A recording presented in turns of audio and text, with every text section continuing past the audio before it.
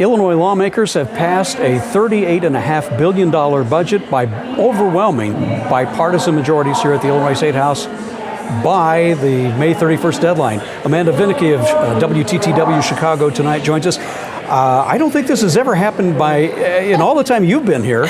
No, and I've been here since toward the beginning of Rod Blagojevich's term in office. And no, I mean, there wasn't really any screaming, any fighting, any of that during the floor debate. You saw these incredibly lopsided margins, a landslide win for this budget. It really is pretty incredible, particularly in contrast to the past couple of years. It has been the most collegial, friendly discussion I've heard in this place in years. It's amazing. I like a GOP senator referred to a budget hearing as a love fest. And I think that's pretty much an accurate term. Everybody's happy and friends again. And now we do hear that it's not just legislators. Governor Bruce Rauner says he will sign this budget into law and do so quickly. He took a jab or two at it, says that it doesn't do all that it needs, but he nonetheless complimented the bipartisan fashion in which it was passed. The reality is, of course, most of the hard work was done last year in the sense that they already raised taxes. They're not going to raise them again. So they have a balanced bipartisan budget. And certainly that tax increase that was passed last summer made passing this budget so much easier. I mean, there's a reason that you had a stalemate for a couple of years, and part of that is because of Rauner's turnaround and, union fights and such. But another part of that is simply that money was really, really tight. I mean, that said, Illinois is by no means out of the woods yet. You have a report from Moody's that is now saying, hey, watch out, Illinois' fixed costs, those are going up, particularly with pensions. So even while there is sort of this sense of accomplishment and, dare I say, joy in the Capitol over passage of a budget, Moody is casting some clouds over that. And the session is not ending without some fireworks. A little earlier today, Deputy House Majority Leader Lou Lang stepped down from his leadership post and other positions after a State House activist accused him of harassing her, intimidating her, and humiliating her. This is big news because Representative Lou Lang is such a major figure in Illinois politics. He is a ally, very close confidant of House Speaker Michael Madigan, so another of his soldiers essentially falls. We are waiting to truly hear from Lang about this accusations. He was the sponsor of the law that has brought about legalized medical marijuana in the state of Illinois.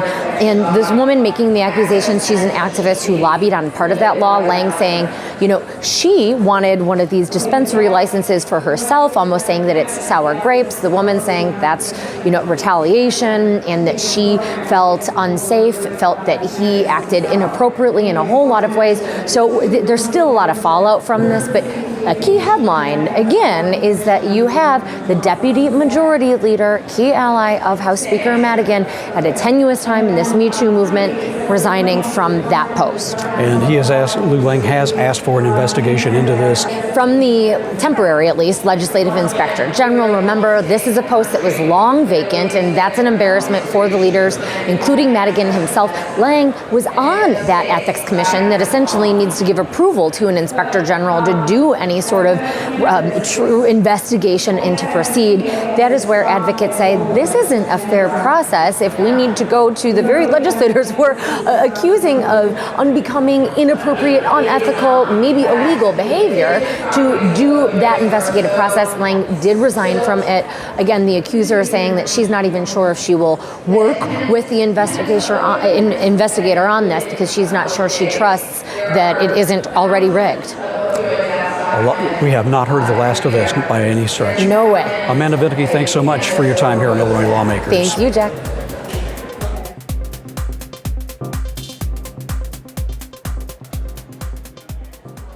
Senate Republican leader Bill Brady of Bloomington joins us now on Illinois Lawmakers. Congratulations in getting things over the finish line in the Senate in amazing fashion.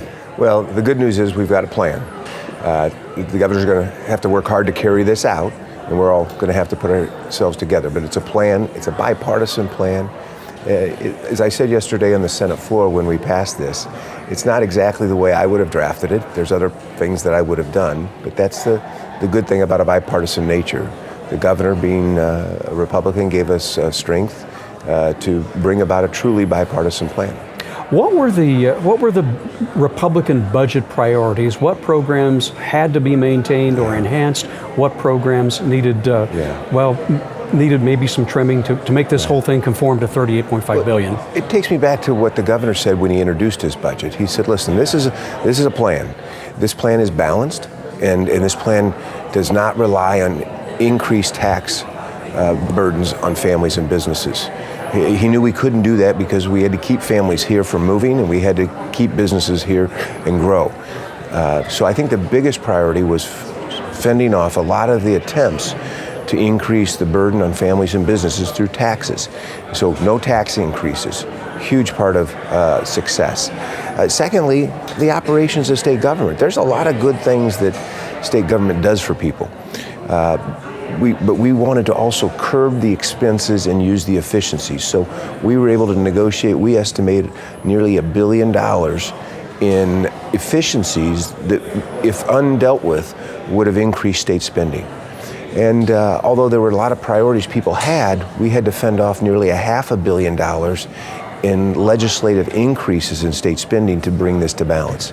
But making sure that we fund the Department of Corrections, making sure that we have an infrastructure program to maintain and rebuild our roads for public safety, education. No higher priority for Governor Rauner than education. No governor has committed so much of their administration's efforts to enhancing the quality of our schools and the funding of our schools. One of the questions I have, though, has to go back to last year. The budget is basically built upon the 32% tax increase that moved through here last year without your support, without Leader Durkin's support, and there were a handful of Republicans who endorsed it. Yeah, it's one of the concessions we had to make. The Democrats control the gavel. J.B. Pritzker wants to further increase taxes. I think that's a mistake. If he's elected governor, he said he wants a graduated and in the interim a tax hike. That's a mistake. One of the concessions we had to make was living with that tax increase, but making sure we didn't further tax the citizens was a priority. And it was disappointing, and as I said, it's not everything I want. We provided a plan to provide $1 billion in tax relief to the citizens if the Democrats would have adopted Senator Colton, Democratic President Colton's revisions to the pension code. Listen, those are some of the disappointing things. There are a lot of good things in here, and I want to focus on making the good things work. But there are other areas that we wanted to try to do that we just were not successful because we don't have a majority of Republicans in the House and the Senate. But we do see more money for K through 12 education. Absolutely. That $350 million for the new funding formulas in there, $50 million for early childhood, the 2% bump for higher education, very important to universities like Illinois State in your backyard. Big, higher education has probably suffered as much, if not more than anyone, in the budget impasses that we've had. So this is a big step for higher education. Higher education just doesn't only keep students in Illinois, but it's economic development. So a lot of good things founded in a lot of negotiations. Again, a bipartisan effort. The governor's going to have to work. Make no mistake. This isn't going to be an easy budget to manage, but it can be managed, and I believe the governor's got the ability to do that. We've got about 30 seconds left. There is first-year funding to get things back on track to rebuilding the Quincy Veterans Home. Big step. Our veterans are so important to us, and we've got $53 million to begin a process that the governor's advocated for a long time. That's very important to get that job done. It is. Senator, thanks so much. Leader, we appreciate your time as always here on Illinois Lawmakers. Great to be with you. Yes, sir. Chicago Democrat Heather Staines, the Senate Appropriations 1 Committee Chairwoman, joins us now on Illinois Lawmakers. Good to have you back on the program. Thanks for having me. And congratulations. You're one of the architects of the budget agreement that sailed through the Senate last night. Indeed. It was a very nice day. 56-2, I don't know that anyone expected it to be quite that high. Yeah, it was. It's kind of like a time warp here. It's like going back to the 90s and 80s when this happened on a fairly regular basis. When lawmakers got the budget, the revenue estimates at the end of April, sat down and said, "Well, this is how much we got to spend, and we're going to work on the margins." And bang, you get it, Right. get it going. It's as it should be. It's really, I've been here 10 years, and we've never had a budget that's been done in a bipartisan fashion. One of the Republicans I was speaking to yesterday said the last time she ever voted on a budget was in 2003. Maybe that's the last time any Republicans and Democrats jointly did something. It's way too long, and I think is indicative of the problems that we've had here. And of course, last year, of course, the heavy lifting was done. The tax increase basically is what this is built upon. The That's whole right. $38.5 billion. And so there was, I think there was some agreement that we can live within this for at least this year. That's right. It doesn't solve all of our problems. It's truly balanced. I think in the past, when I first got to Springfield, I went back to really understand how did we get ourselves into fiscal mess, and we have used tons of budget gimmicks that no other state does. We really don't use any budget gimmicks in this to balance it. It is a truly balanced budget, so it is a huge step forward. That said, we're still not really addressing the backlog of bills the way I would like to, and we need to. And we still have huge unfunded pension liabilities and group health problems. So there's still big problems that we have to grapple with. But I think this stability provides a real foundation now to move forward and start really digging into those big problems. So we're looking at $38.5 billion in overall spending for FY 2019, $5.9 billion on human services, $8.4 billion for K through 12. There's $350 million in new money for that school funding formula Right. change, and $50 million more for early childhood. That's right. You got a good summary of it. And the big reductions come in the areas of making some changes to the pensions, some buyouts. But other than that, it's pretty much flat spending other than exactly what you said. Some additional money into the new evidence-based funding formula to direct it to the neediest school districts, and additional money for early childhood education. There's $1.8 billion for higher education, a 2% increase over the current fiscal year, which after the 2-year budget impasse is going to be good news for universities and It colleges. still does not return them to the levels they were at before the budget impasse, but I think it does a lot to help give them assurance that we're not going back to those days, and gives them some more breathing room and flexibility. And there's some real money in that higher education bill to try to make sure that we keep Illinois students here in Illinois going to colleges. There's a new AIM High program, merit-based scholarships. That's right, and that was also a program that was designed by a bipartisan working group on just higher education with Republicans and Democrats from both chambers working on it. They developed the AIM High program to help it's scholarship dollars that the institutions have to match, aimed towards keeping kids who might otherwise go to institutions outside of Illinois. There's a means testing to it as well, but it really does, again, I think is another good example of when you do bipartisan work, you can make some good strides forward. You mentioned that obviously the $130 billion pension liability is still an issue out there, but you're making some serious progress Yes. towards paying that down. There's a 3% COLA buyout that would save $383 million. How would that work? So when somebody retires, they'll have the option of saying, rather than getting my 3% compounded COLA down for perpetuity, as long as you are receiving the benefit, you can instead calculate what a 1.5 difference between a 1.5 simple COLA and that 3% compounded COLA would be, and get 70% of that difference upfront as a one-time buyout, and then you won't get that 3% compounded COLA for the life of it. You'll continue to get your annuity, your regular benefit, and then you can invest that as you want. That's big savings overall. big It's about savings. almost $500 million overall. And it's constitutional. It's a voluntary program. There's no doubt that it passed constitutional muster. So it's a way that we can at least start chipping away at the unfunded liability. As we look forward to fiscal year 2019, as you say, it doesn't do everything we want it to do. There's still back bills we have to pay. Are you confident though that you're going to have enough money to make it through without asking for more supplementals over the summer? Yes, yes. We are truly actually appropriating everything we need. And I think the big thing that also was part of this budget that we haven't discussed yet is there is a supplemental for the current fiscal year. Because of the budget impasse, particularly the Department of Corrections never got all their funding that they needed to just pay basic bills. So they've had a huge backlog of problems, are barely able to make payroll. That supplemental is also included in the budget to really solve that problem and get us back to a good equilibrium.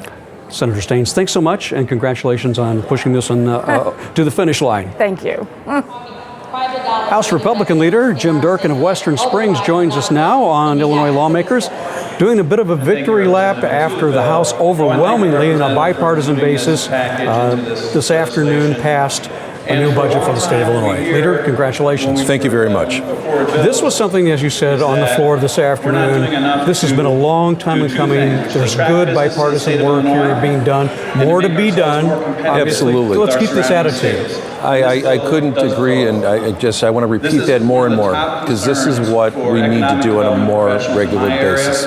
This building has become extremely partisan over the years, and also because of that, the voices of the Republican Party have been left out. But today's an example of when the Democrats want to engage the Republicans in the House, we can accomplish nearly anything. We've done that before when they opened the door for us on education reform. Now, education reform is something which was even more daunting than getting a budget. That's been around for about 30 years. But we got it done because they said we're looking for your assistance. But when it comes to assistance, it's very clear. Here are the parameters.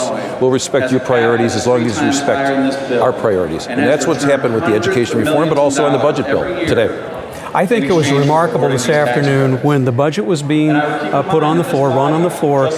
One of your lead budgeteers, Tom Demmer, Republican from Dixon, was making the presentation along with the House Democrats budget expert, Greg Harris of Chicago. It was a rare bipartisan effort on their parts.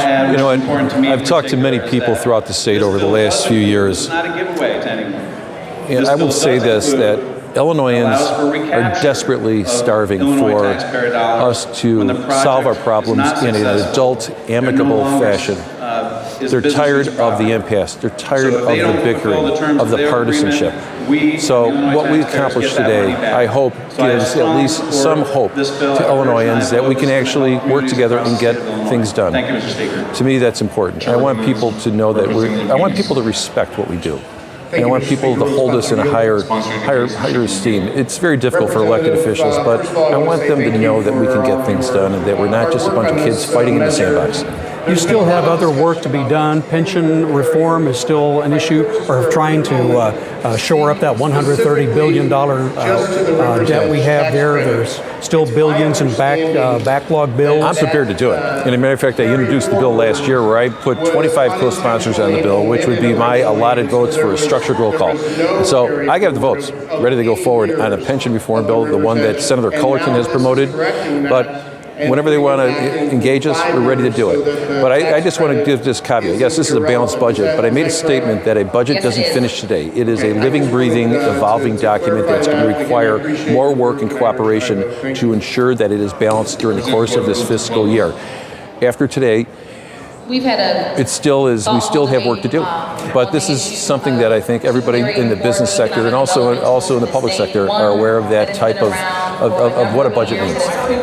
It kind of goes back to Buckminster Fuller, who said, "I seem to be a verb." Well, you're right. The budget really isn't a noun; it's a verb. It's an active, living process. It sure is. It is. But we understand that, and that is what we agreed, the four leaders and also our budgeteers during this negotiation process. It's based on assumptions, certain things falling into place.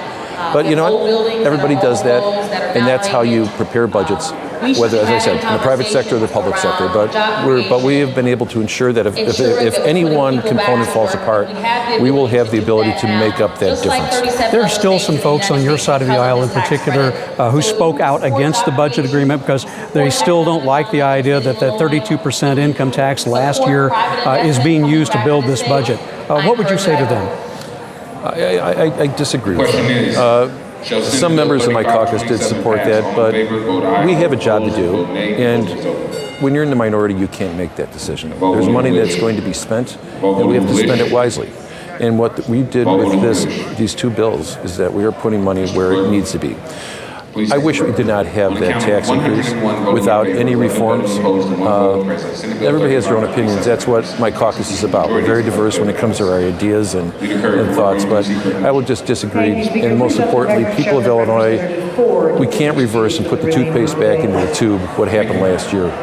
Work with what we have, make the best investments, make sure that people of Illinois know that when they pay their taxes, they will get a return. Move forward responsibly from this point forward. Exactly. Leader Durkin, thank you so much. Thanks, Great Jack. having you on this program on a day in its own way that's made some history here. Thank you so much. Thank Really you. great. Thank you. Absolutely. All right. House Majority Leader Barbara Flynn Curry, Chicago Democrat, joins us on Illinois Lawmakers. Good to have you back, Leader. Thank you so much for inviting me. I'm happy to be here. I want to ask about the budget, of course, but first off, last night Illinois became the 37th state in the country to finally pass the Equal Rights Amendment. What a moment that was. And we weren't sure we had the votes. Happily, we had one more than we needed. But going into the vote, we were not absolutely certain we could pull it off. But thank goodness we did. Finally, Illinois has said, yes, women deserve equal opportunity under the United States Constitution. I'm thrilled. This is something you've been working on since you first came Since here in I first came here. 1979. Exactly, and it reminded me of the people who were working on it when I arrived. People like Eugenia Chapman, a Democrat of Arlington Heights, Giddy Dyer, a Republican of Hinsdale, Alan Greiman, Democrat of Skokie, Susan Catania, Republican from Chicago. These were the people who were putting their blood, sweat, and tears into ratification of the Equal Rights Amendment in 1980, 81, 82, and finally, in their honor, we have done the right thing. So what happens next? Of course, the federal deadline passed some years ago. 1982. In fact, first of all, we need one more state to ratify. 38 states is what it takes. We are 37th, and now we need one more. Should we develop that one more, and I devoutly hope we will, there doubtless will be court cases. The question will be, can we ratify even after the deadline that Congress set? Some would argue that Congress can give us the opportunity to ratify an amendment, but not constrain us. That Congress can't say, well, you have to do this by a week from Tuesday. And you may remember there was a constitutional amendment proposed by James Madison, I think in the first Congress after the ratification of the Constitution, that said lawmakers can't vote on their own salary increases during their term in office. That, I think, Illinois ratified some 208 years later. Some of the same arguments that were applied back in the early 80s here, particularly with regard to the expansion of abortion, were heard on the floor again last night. Red herrings, totally red herrings. We have had equal rights language for women in the Illinois State Constitution. The 1970 Constitution gave us those rights. It did not lead to same-sex bathrooms. It did not lead to an expansion of abortion rights. It does protect women against laws that discriminate against women for no good reason, but that's all it does. And the people who were talking otherwise, I think, are just littering the trail with red herrings that have no value in this debate. On to the budget. Of course, it sailed, roared out of the Senate. 56-2, that was pretty good. I've seen bipartisan displays here over the years, but that's remarkable. Yes, that was wonderful, absolutely wonderful, and particularly at these last few years when we haven't been able to agree on very much, like which way is up and which way is down. This is a major, major agreement. So what's the secret sauce that made this happen? I think in part it's because the leaders feel it's important to get out there on the campaign trail. It is not good for anybody to be the seat of a dysfunctional government. So I think that all four leaders feel very strongly that we need to show that we can behave like grown-ups, that we can be responsible, we can get the job done. So I hand it to all four leaders, both the Democratic leaders and the Republican leaders. They decided that we're going to be grown-ups, and I think that's exactly what we saw in this last month while the budget negotiation was worked out. I've been coming here since the late 1980s. You've been here since 1979. What really struck me here in the last few weeks is kind of a return to civility here at the Capitol and real bipartisanship. And that's very well put, Jack, and that certainly is the way we used to do business. Certainly there have always been partisan disagreements, but we used to be able to do budgets in a bipartisan fashion. We worked with the governor, we worked with the other caucuses, and in times past, it wasn't surprising to see 56-2 votes on the budget. So this is a welcome return, I would say. We've all gone through the budget documents and seen how the whole thing works up to about $38.5 billion. Yes. Is there any worry on your part or anyone else's that you may have to come back in the fall veto session for a supplemental if revenue projections don't hold out? Always possible. You never discount that possibility, but I wouldn't expect that would happen. I think that our revenue estimates are pretty good, and I think that what we've put in the budget should be something that we can respond to given the way monies are coming into the state treasury. Obviously, we'll see. Suddenly a major recession hits, all bets are off. But I don't anticipate that happening in the near future. And we've got about a minute left. Of course, a little earlier, an idea that you've been for some time, a progressive income tax, Yes. passed narrowly in the House of Representatives. Right. Well, we're going to work on that. That was just a resolution encouraging us to adopt Right. a proposed constitutional amendment. So we clearly have our work cut out for us. We did have a majority vote, but we would need 71 votes. We would need a 3/5 majority in order to be able to adopt it and give the voters an opportunity to decide if they're for it or against it at the next general election. In short, would it chase out the wealth creators, as the governor has indicated? Absolutely Is not. concerned? Absolutely not. In fact, look at Minnesota, which has a graduated income tax. Most of our neighbors have graduated progressive income taxes. In Minnesota, when they most recently raised a tax, first of all, they cut the gap of income inequality so that lower income people had a better shot at making good. Second, their economy is booming. They're doing extremely well. And the last statistic I saw, that millionaires leaving the state of Illinois, where are they going? They're not going to low tax states.